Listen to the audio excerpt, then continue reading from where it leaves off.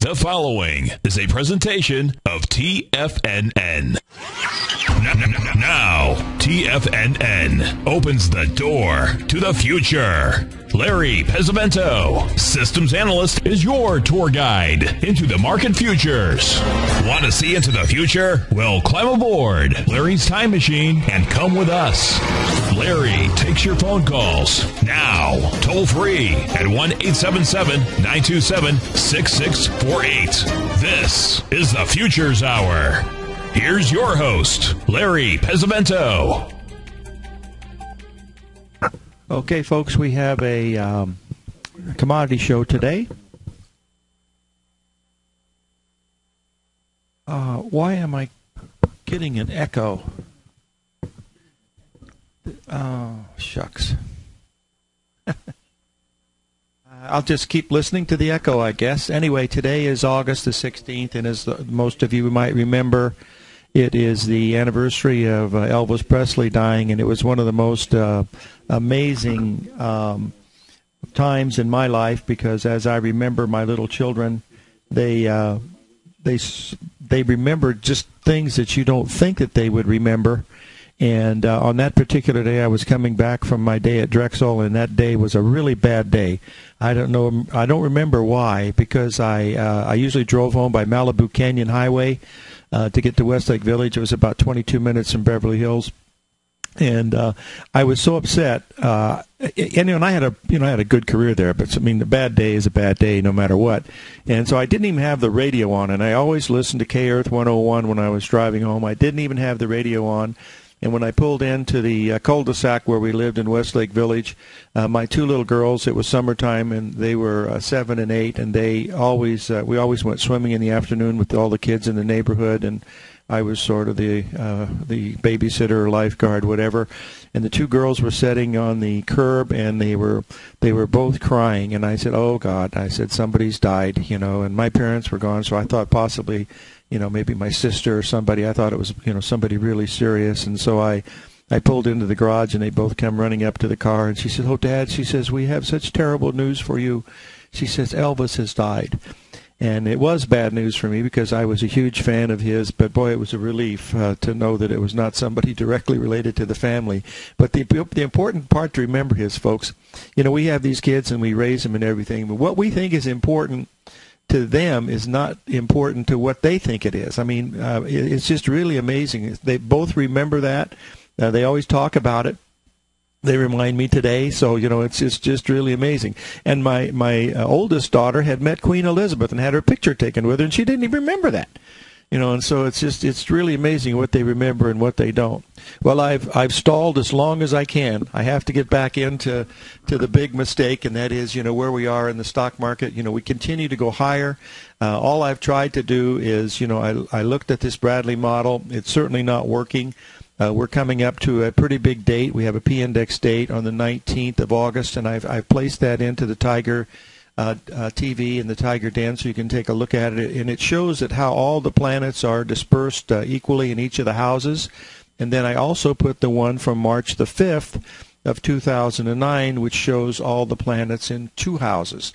And so these are how these cycles start to line up. The one on the 19th has only 4 aspects hitting direct, and they're all lunar aspects, so it's a very rare event that happens on the 19th. However, we do have the new moon coming in tomorrow, and you remember in Tom Pelk's work, you buy on a new moon and sell on a full moon in bear markets, and in bull markets, and in bear markets you sell on the new moon, buy on the full moon. Well, if you'd have bought on the full moon, that we had just, way back on the 2nd of August, that would have been a really great time, because we've been up almost every day since that time. So now we're coming in to the new moon on the 17th, and if this is a bear market, like I think it is, you want to sell the new moon and get ready to buy, the next full moon, which would be the 31st of August. But frankly, it's a tough call here.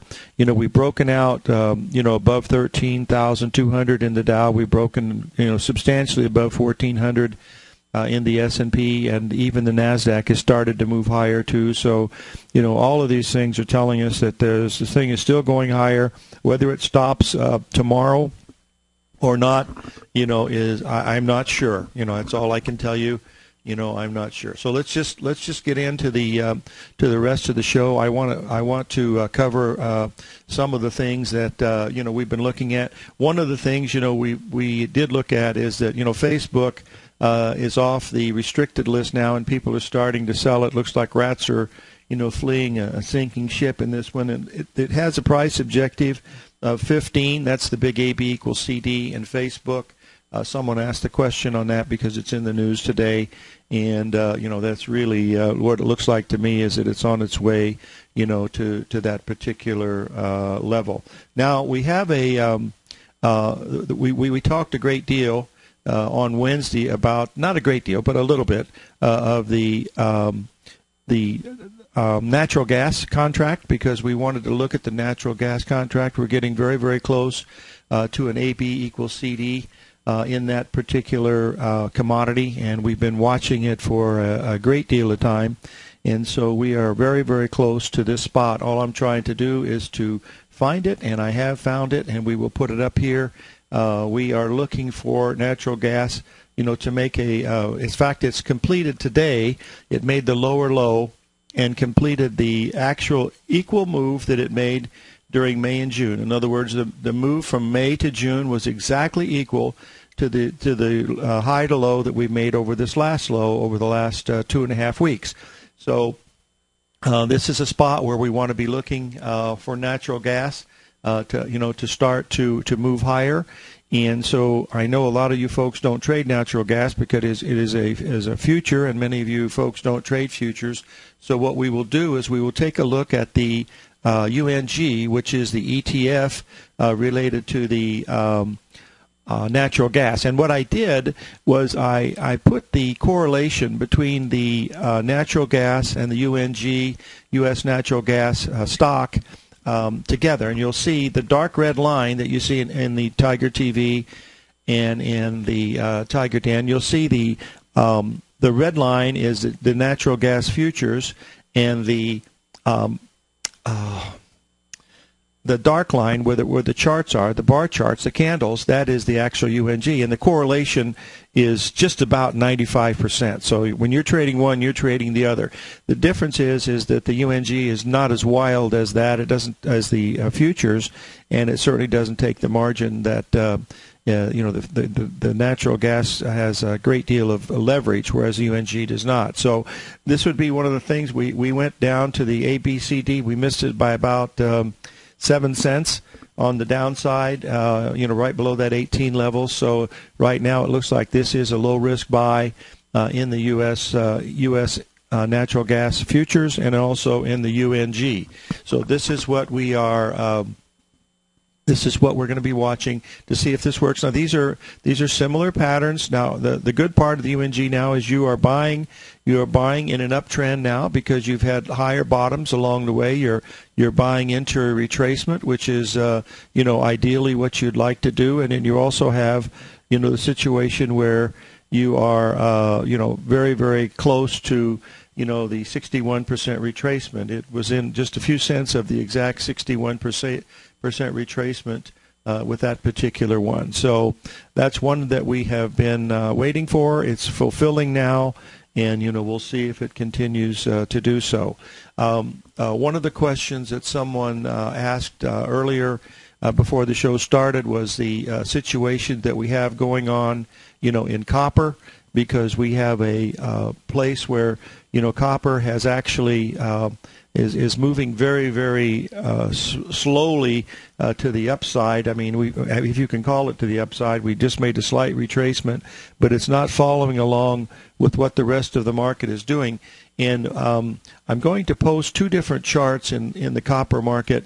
One is going to be just the plain copper chart, showing the fact that we've had these lower tops all along in copper for a great deal of time. And then I have the second chart, which I'm going to post, which is going to show copper in relationship to what the stock market has actually done, so that you can see the huge divergence that we're having here. Now, I don't know, what this divergence means, but this is one of the more larger divergences in copper that I have ever seen, in my years of trading this stuff, and it is really it's really quite amazing.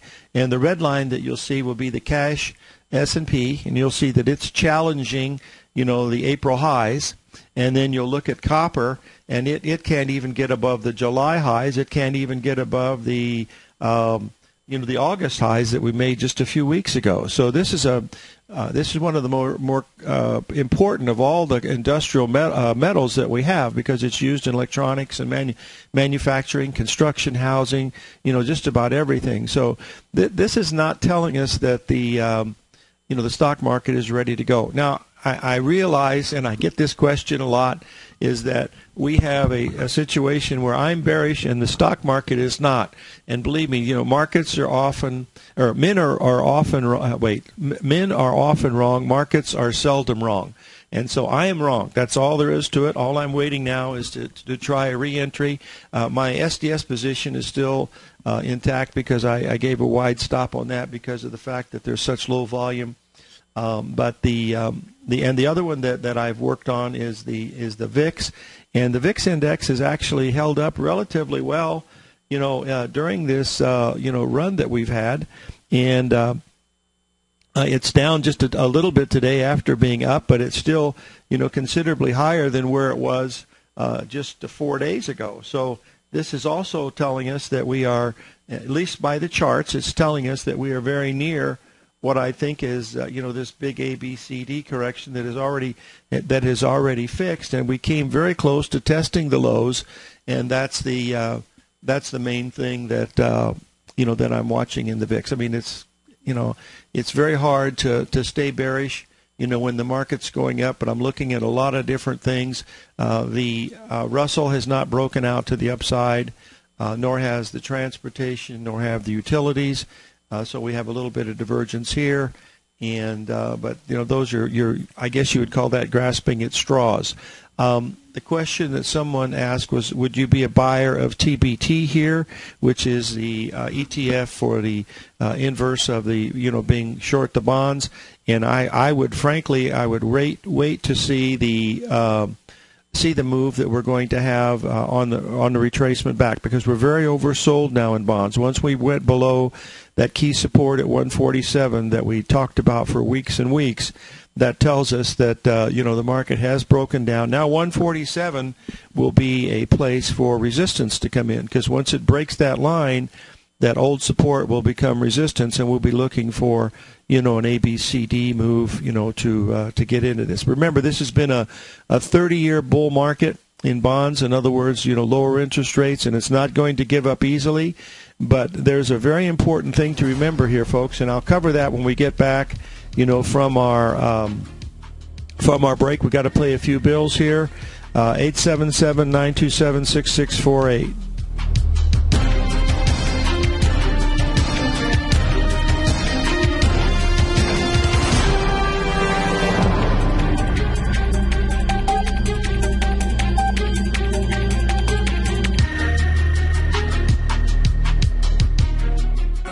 In just December of last year, the price of gold was down over 10%. In today's highly volatile gold market, you need someone in your corner that understands the complex relationships that exist within the price of gold, as well as within a variety of gold equities. Whether it's the South African gold miners and knowing how the Rand-dollar relationship will affect their bottom line, or understanding how John Paulson's $5 billion trade in the GLD can move the market, Tom O'Brien gives you the direction you need to become a better trader each week in his newsletter, The Gold Report. With over 20 individual equities covered and almost another 20 on the potential watch list each week, in addition to covering the XAU, HUI, GLD, and dollar, The Gold Report is a great source for any trader that is looking to be diversified in today's volatile gold market. For your 30-day free trial to Tom O'Brien's Gold Report, log on to TFNN.com today. Don't miss out on this great offer. Act now.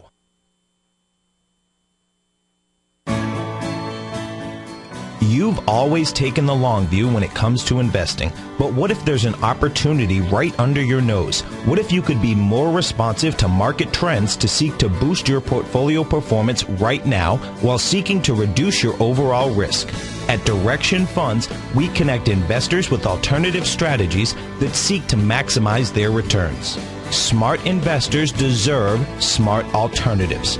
Find yours at directionfunds.com.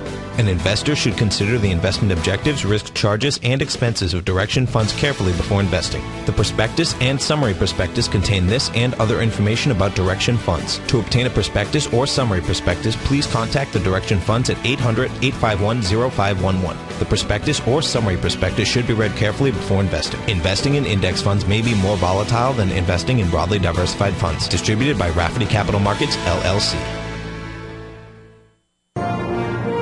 Millionaires are made every day. The fact is, living your dreams is possible. Someone, somewhere is going to get rich. My recommendation is, let that be you. Each day, someone is making the decision to better themselves and creating a plan to fulfill their financial dreams. Let that be you. The key to turning dreams into reality is to take massive action. Let that be you. I'm Steve Rhodes, co-host of the Money Master Show with Tom O'Brien, seen daily at TFNN, and I can help you with your journey to great wealth. I'll show you how to create the ultimate financial edge, a set of tools, insights, and strategies that are part of my daily newsletter service, Mastering Probability. You'll have direct access to me by phone, email, and my private library of trading and investing secrets for 30 days with an unconditional money-back guarantee. I'll take your trading to the next level. Click on my name, Steve Rhodes, on the homepage at TFNN.com and turn your dreams into reality. Mastering Probability, folks. Let that be you.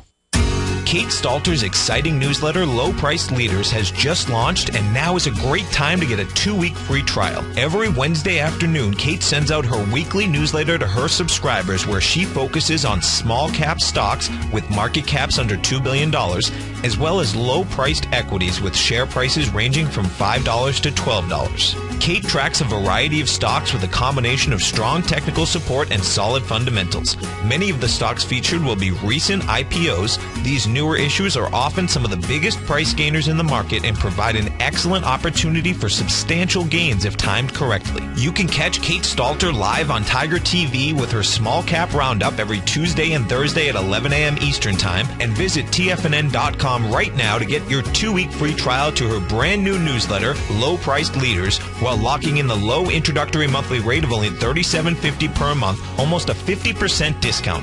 Act now. This segment is brought to you by Great Panther Silver. For more information, just click the Great Panther Silver banner on the front page of TFNN.com. Now, back to the Futures Hour. Okay, we're back, folks. And one of the things I wanted to talk about is we were talking about the bonds, breaking down below the 147. Now we've gone about 1.5 points below that, so any rally back to near that 147 level, especially if it did it in 3 quiet days or something like that, would be a very good place to, I think, to enter some shorts if you'd like to, look at those from that level. But the main thing here to realize is that the interest rates that we have now are going higher, and the Federal Reserve has came in and put in trillions of dollars worth of bonds, and now these bonds are going to have to be serviced at higher interest rates. I know the coupon rates on those are at a high level, at a very low level, but frankly, as rates go higher, the government has to pay the rates on those bonds. So whether they hold them to maturity or not, very few people ever do. But this is something that will be interesting, because if they try to bring more bonds to market, they're going to come in at a higher interest rate, which is going to make the deficit even worse than it already is. So this is the mistake that I think the Fed has made, but I'm just looking at it technically. I don't know diddly squat about the the fundamentals of these things. And after today's news in the New York Times, someone sent me an article that they had resolved that the fact that MF Global and John Corzine were not going to be held liable for criminal charges.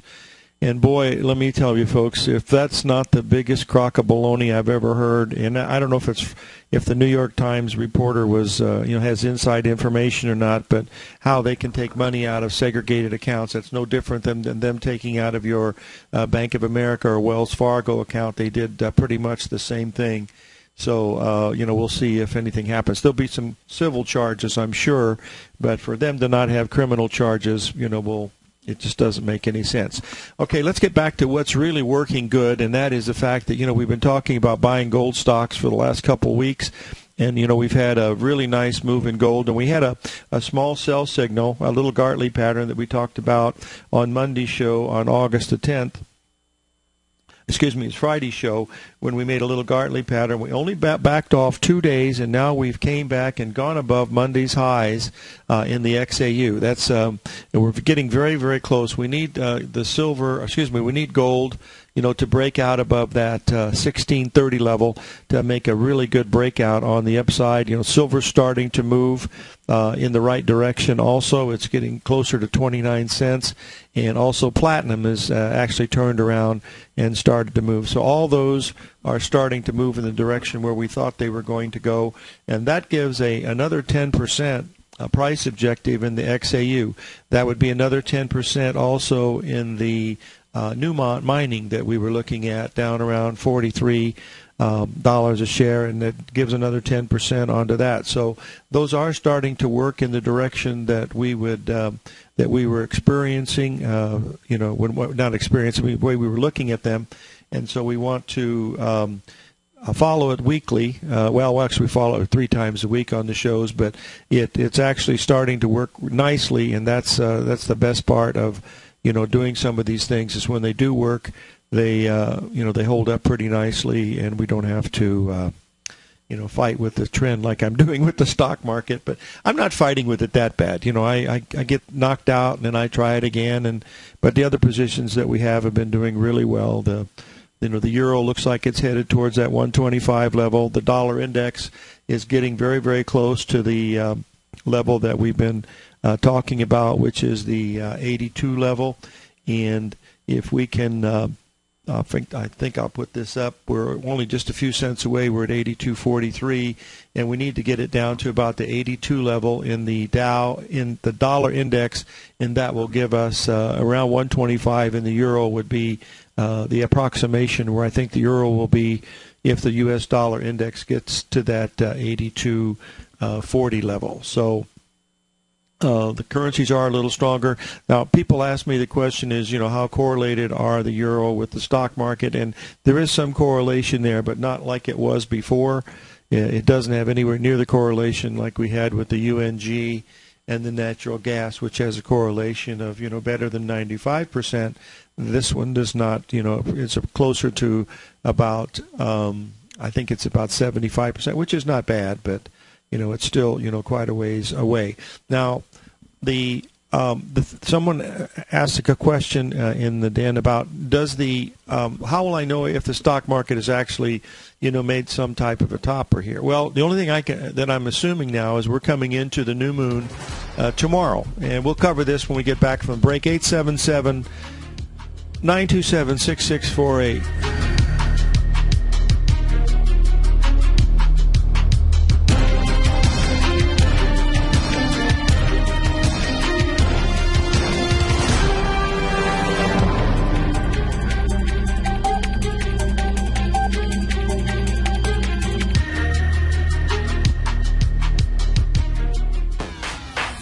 Would you like a personal update from Tom O'Brien as to what equities he's trading and what his daily trading plan is before the market opens each morning? Every market day, Tom O'Brien sends out his daily newsletter, Market Insights, to hundreds of subscribers that rely on his daily recommendations when it comes to navigating these highly volatile markets we're dealing with. As recently as May 21st, Market Insights subscribers closed out all 5 open positions for a combined profit of over 68% in one day. Profits ranged from 6.5% to over 24%, and all of these trades had been initiated within the previous 30 days. Now is the perfect time to get a 2-week free trial to Tom O'Brien's explosive trading newsletter, Market Insights, an $85 value. Tom breaks down the market each morning with his market take and provides trade recommendations including precise stops and target profit zones, leaving nothing left to guessing. Log on to TFNN.com today and sign up for your 2-week free trial. Make sure you're a subscriber the next time Market Insights subscribers close out multiple winning trades. Take action and sign up for your free trial today.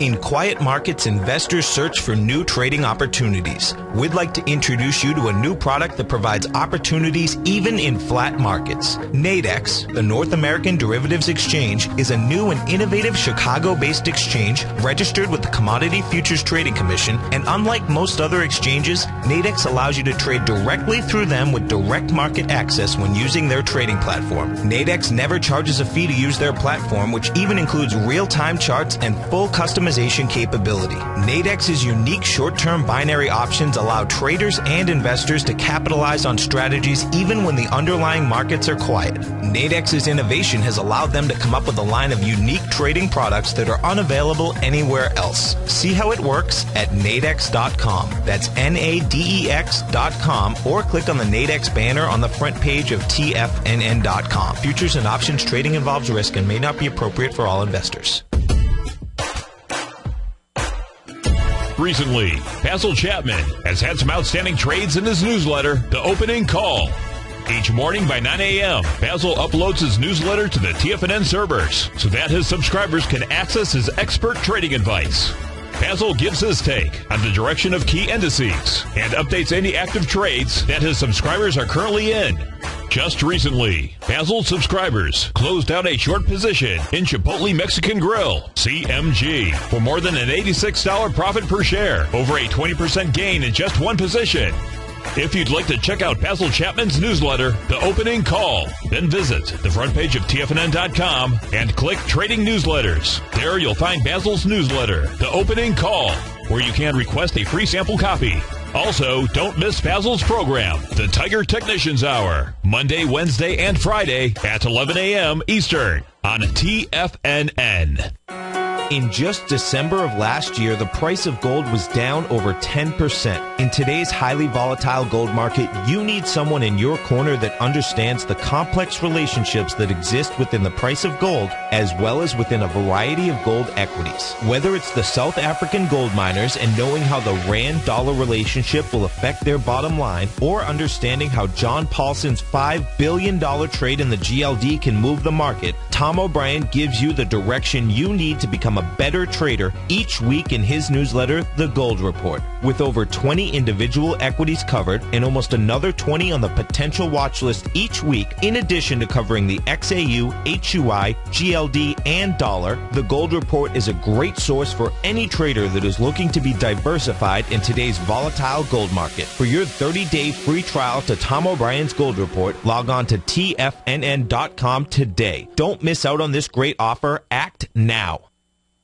This segment is brought to you by Crocodile Gold. For more information, just click the Crocodile Gold banner on the front page of TFNN.com. Now, back to the Futures Hour. Okay, we're back, folks, and we're going to go to the grain markets now because these are going to affect us for quite a while because the high cost of grain will cause us to have a lot higher prices for pork and beef and chicken because they use the grain to feed the animals to convert the protein or the carbohydrates into the protein that we use. And as you can see from the December corn chart that I placed, it goes back 2 years. When it was down at that 61% level, back in May, we had Rich Anderson on about every week, and we were talking about the possibility that there would be at least one drought scare, and this happened to be the big one, and it was a pretty big move. Now, what's important about this corn chart, and if you believe in ratios and Fibonacci's and patterns, you'll notice that the 1.618 expansion that we made last week, right after the report from the government telling us that we had a very bad corn crop. Anybody that's driven through the Midwest already knew that or watched television. knew that that's what was happening because we had a drought across the whole United States. But that stopped exactly at the 1.618 expansion, which was at that 850 per bushel level. So right now, what we're assuming now is we're in the midst of we had a pretty good sell-off, and now we're ready to test and see if we're going to go back above that. But this is what we have to wait for is time, because we really don't know, if that is going to, to happen. Now, we've been discussing the wheat market here, which is another, big component of, what we look at. And this one has been just about as perfect technical picture of a chart that you could ever imagine, because we talked last week when the market was when corn was making that new high into the USDA report. We were making that ABCD Gartley at the 928 level, and I believe that was on a Friday, as I recall, and we were actually shorting into that because the market had hit that level and didn't go above it, so the risk on that trade was very, very small. And we did go down, and we made a perfect ABCD correction that we pointed out on Wednesday's show, and it went to the exact number. And now we've rallied about 30 cents, which is $1,500. This is a lot in wheat. I mean, you consider that $1,500 in the S&P futures is 30 S&P points. So some of these commodity trades have some really great potential in them. And the important thing here, and Kate Stotler talked about this on her show. She mentioned it 3 times. Once when she was referring to working with Bill O'Neill, and second one was during her regular show. But the risk control, she was always worried about risk, and that's the main thing that you have to do is you have to focus on not how much money you're going to make, it's how much money you have at loss. Because if you're doing things correctly and following the patterns or whatever methodology you're using, and it has a positive expectation, you know that you're going to be right over a period of time, and that's the main thing to understand. By the way, my daughter, my oldest daughter, her very first date was with Bill O'Neill's son, and that was a long time ago. And but anyway, I did know him, and there's a guy that he walks his talk. He risked everything that he had. He had a little called Daily Graphs, I believe, was his company, and he decided to go up against the Wall Street Journal with Investors Business Daily, and he did. He beat him, and everybody gave him a 0 chance of doing that. And he now has a larger circulation than the Wall Street Journal, as I recall. At least last time I checked. So I never read the magazines or anything, but or the newspapers. But I did know the man, way back in the late 70s and early 80s. Okay, the wheat futures now are in the midst of a rally. That rally should take us up to about another 40 cents a bushel, and the main part of this is that the drought is pretty much over, because the corn crop it's pretty much done. They're going to lose between 25 and 40% would be my guess. Prices will ration the rest of it, but that means we have a lot of price. The prices are going to be coming down on us, not just because of the wheat, but because we eat so much of the protein, which is the cattle and the hogs and chickens. And all of those are, very, very important. Remember, we had the mad cow disease when cattle were making a top up there at 131, and then they dropped 20% all the way down to the 111 area. And now what we're doing is we're forming an AB equals CD Gartley up here at the 123 level. So if you look at all these commodities, and this is what I did in preparing for the show today, is that if you look at gasoline futures, we're very, very close, to the Gartley pattern in gasoline futures. I'm going to put that into the Tiger TV in just a moment. Also with crude oil futures, we're very, very close to the Gartley in that. We have potentially completed a major top at the 1.618 in the corn, the same thing in wheat, and the same thing in soybeans. And so and we've already know that sugar and some of these other things have already topped, and they wouldn't even rally at all. And so what we're looking for is the fact that there's a potential for these commodities to actually roll over up into this area, right in the midst of the drought that everybody's talking about. This is historically how it happens, folks. You know, the cure for high prices is high prices. In other words, to keep people from buying it, you've got to put it out of the price range of most people, and that's what usually happens. That happened in crude oil when it got to $1.43 a barrel. So just remember now that we have higher prices coming now. And they will be coming down the pike, but we're going to be at a really critical level in all of these commodities over the next, I think, week or two, because the reason is that we have these Gartleys, and they could all fail. I mean, they certainly could. You know, we've certainly seen the Gartley pattern, fail in the S&P. And, it also failed in the Dow. But, this is part of the business. Sometimes you win, sometimes you lose. But as you can see, if you go into Tiger TV, we're very, very close to the price objective in the crude oil contract. It's getting there. It's got about another $1 or $2 to go. And it would be a, real interesting one to see if it's going to hit to that level. The real interesting one, and we're only just a few pennies away right now, and that is the one in the the gasoline futures. We are right within only 2.5 cents of the number in gasoline futures of making the Gartley sell pattern at that particular level. So this is telling me, on a cycle basis, and believe me, I'm really wrong in the stock market. This thing should have rolled over on August 3rd, and here we are, on the 16th, and that is, I knew I was wrong after the 10th. So all I'm doing now is I'm waiting to see what happens tomorrow, and I'll probably, putting on short positions into this rally, tomorrow, and giving it another chance at it. Someone asked me a question, say, how can you be, short bonds, be short bonds and, long stocks? Well, they're different things, folks. Bond is a debt instrument, and the stocks are not liquidity. I'm trying to think of the word, a debt instrument. Can't remember. I'll remember it in a second. But anyway, they're totally different.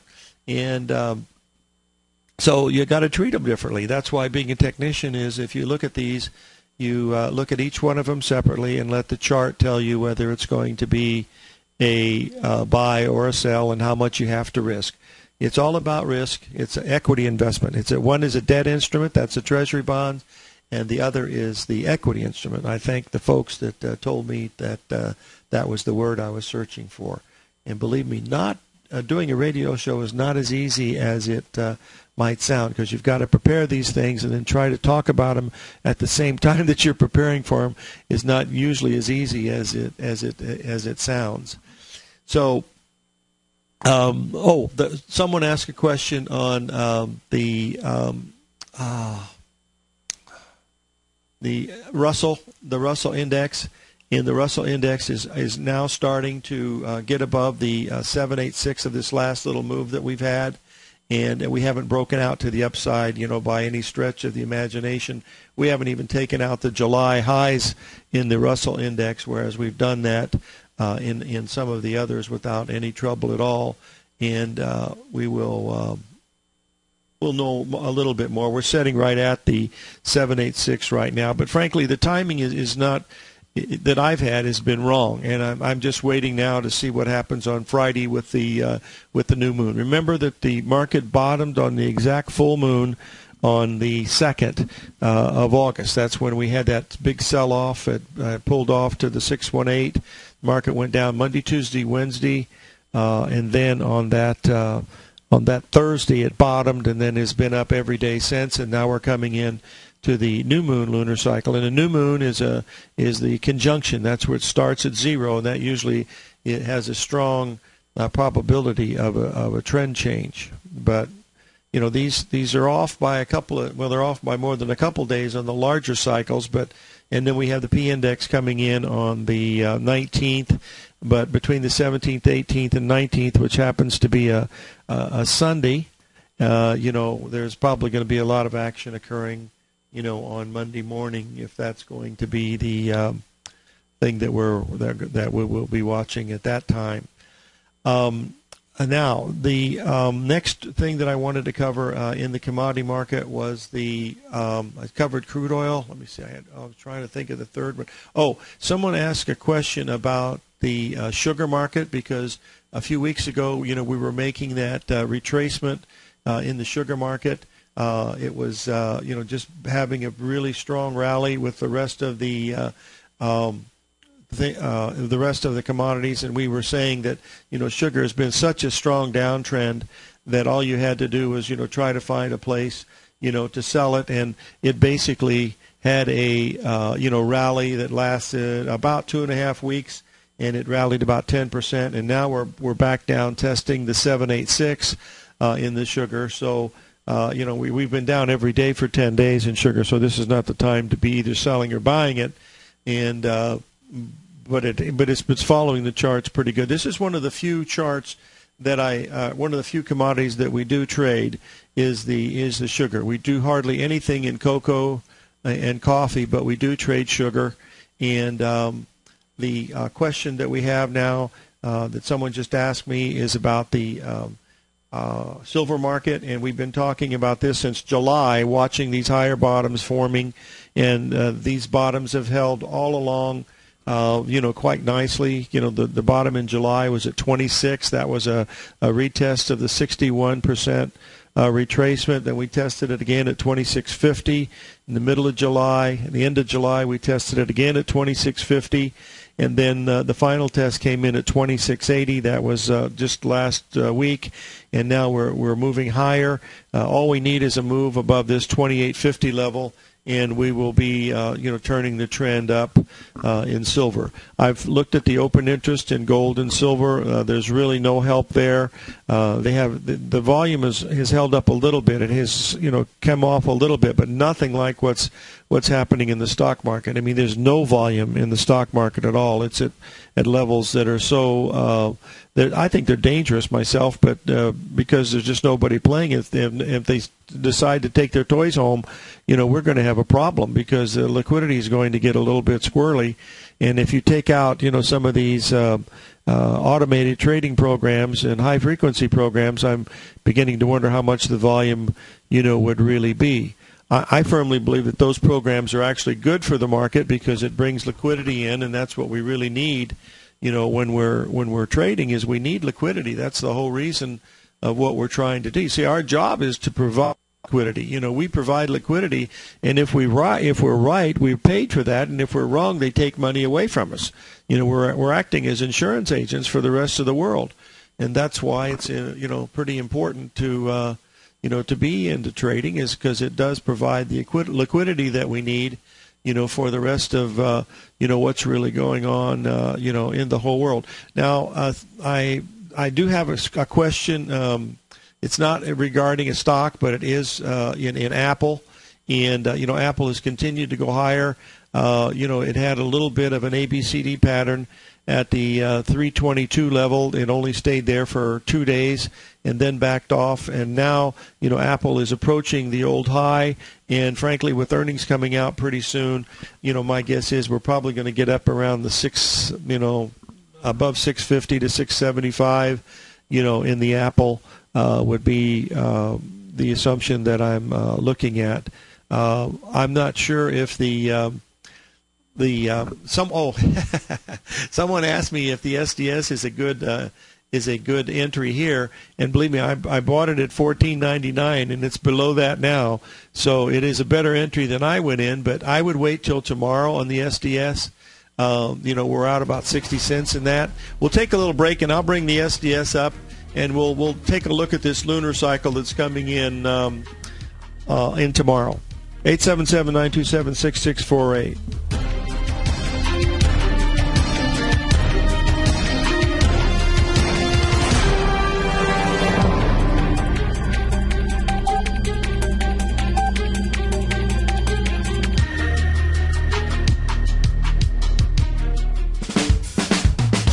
If you're an investor looking for a great weekly investment newsletter, then now is the perfect time to try out Ken Shreve's Ultimate Growth Stocks.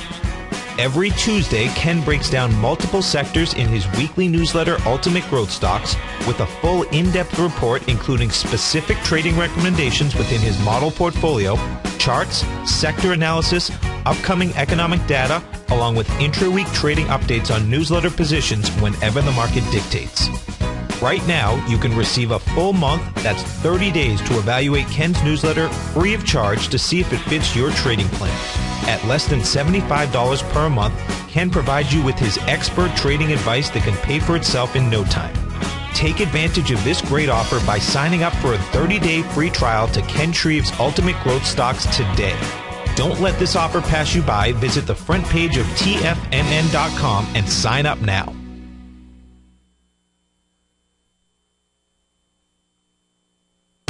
With the launch of Tiger TV, TFNN has brought our programming to the next level. With Tiger TV, you can gain access to each host's charts and computer screens as they host their daily stock program. Whether it's Tom O'Brien, Steve Rhodes, Basil Chapman, Ken Shreve, Kay Stalter, David White, Larry Pesavento, Victor Jones, or Daryl Martin, you can catch all of our technicians hosting their programs live and archived on Tiger TV for your viewing pleasure 24 hours a day, 7 days a week. If you haven't checked out Tiger TV, then visit TFNN.com and see what you're missing. David White's newsletter, The Technology Insider, is focused like a laser on finding the next big things in technology. If you had invested only $10,000 in Microsoft in 1986, you'd have been a millionaire by 2000. Disruptive technology like Microsoft's is the key to these massive long-term profits, and the Tech Insider is the vehicle from TFNN to capitalize on these opportunities. This is the go-to newsletter that identifies, monitors, and profits on mostly little-known cutting-edge companies with great long-term prospects. David's experience is as an inventor of Emmy-winning animation products for TV and Hollywood that propelled a company public. Match that with 14 years as a full-time trader, and he's uniquely qualified to guide you through the light-speed world of ever-evolving high-tech. If you're ready to ride the next big technology bull market for less than $40 per month, log on to TFNN.com and get your 2-week free trial to the Technology Insider. Get in on the ground floor of the next big thing today.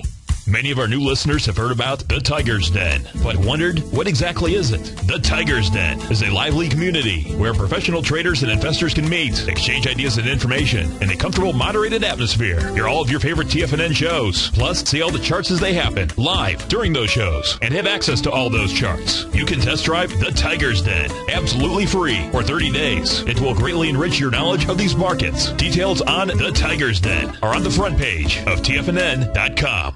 Are you looking for a precision edge in the market? Something that can stack the odds in your favor? Then look into Larry Pesavento's new trading newsletter, Patterns, Profits, and Peace of Mind. In each weekly issue, Larry explains what's going to happen in the markets based on the pattern he sees developing and gives you actionable trade ideas based on those patterns. Plus, you'll get his detailed analysis on a variety of markets and sectors, including stocks, treasury bonds, the gold market, oil, the dollar, the Forex market, and more. And you'll get the Technical Corner segment, which is a short but powerful weekly training session on trading. You'll get access to all the patterns Larry is seeing in the markets, plus the Astro Harmonics and powerful Bradley stock market model that Larry utilizes for less than $5 a day. An extremely potent combination that will give you just the edge you've been looking for.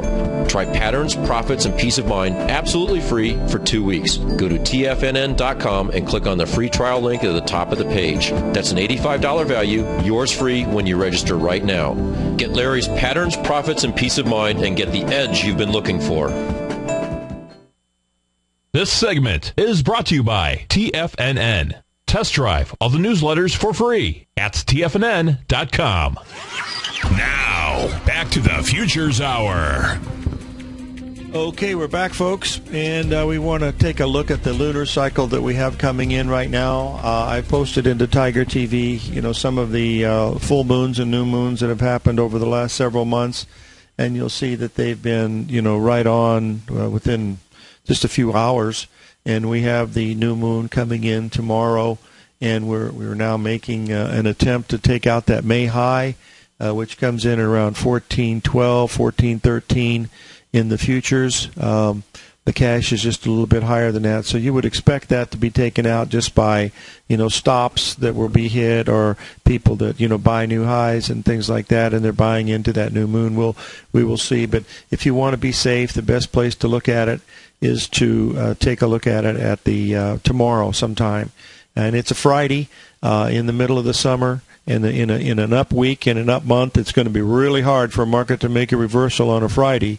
So, you would expect the Friday to be an up day, just given the fact that we have, the positive bias of the upside and the seasonals of the very, very low volume in an up week and an up month. Remember, a lot of this volume comes from hedge funds and also from people from what they call mutual fund business. And believe me, they don't have any skin in the game. They sit down at meetings and it's not their money. They just put the orders in, and so it'd be very difficult to get a big reversal day, on a Friday. So that's something to keep in mind. If you've got a price objective, what I'll be looking for is the market to, get up around that 14.15 in the futures, and then we will, evaluate it at that time. But it's a very low volume rally, but it's still rallying. That's the main thing, that we're looking at. On a shorter term basis, looking at on a 5-minute chart, we are making a 3 drive to a top pattern up here at this 14.15 level. But it's frankly, you really should wait until tomorrow because of the full moon. If you want to take a short side, if it gaps up on Friday, that would be an ideal situation because most gaps will be filled, and that's the best spot to look at. And I believe we have some type of a big report coming in tomorrow at the opening, so we would be smart to wait till after that report is out. It most probably be bullish, and then we will look to be sellers somewhere between 14.15 and 14.20 in the other thing that we're looking at. The positions that we have in the gold and the ETF for gold, all you do is you put your stops under those lows of last week. That's when we were looking to buy it. We got a caller. God bless her. Marie from Pennsylvania, are you there? Yeah, Larry, I just wanted to thank you for the recommendation on Only Yesterday, the book. Oh, how did you find it? Well, my husband had it from when he was in high school. We're in our 60s. He still had it from high school. Oh, wow. He's very smart to keep that book. That book is very valuable. I was so impressed with it. It's just uncanny. It's excellent. Yeah. It's a tremendous historical description of what happened during the Roaring '20s. It really is, and then what followed afterwards. Well, I really wanted to thank you for it, and I very much appreciate your show. I'm not a futures trader, but I find a lot of value in it, listening. Well, that's. I'm glad you like it. You should give your hubby a hug because if he kept that book, he did the right thing because that's a very valuable book. Well, it's funny. It is a paperback, just like yes. That's all. It only came in a paperback, is that and right? I paid 10 cents for mine at a bookstore. Anyway, thanks for calling in, Marie, and may God bless. You too. Okay.